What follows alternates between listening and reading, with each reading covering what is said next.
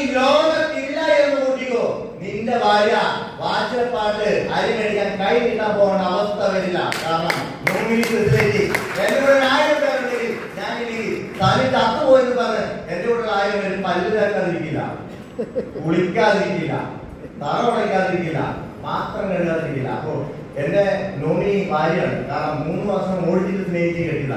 ഇനി അവളെ നോമിനി ആക്കിയില്ലെങ്കിൽ വല്ല സൈനേഡ് വന്നിട്ടോ വല്ല പാകനം കൊണ്ടിട്ടോ എന്നെ തീർന്നു എന്റെ ഭാര്യ നോമിനി ആക്കിയിരിക്കുന്നത്.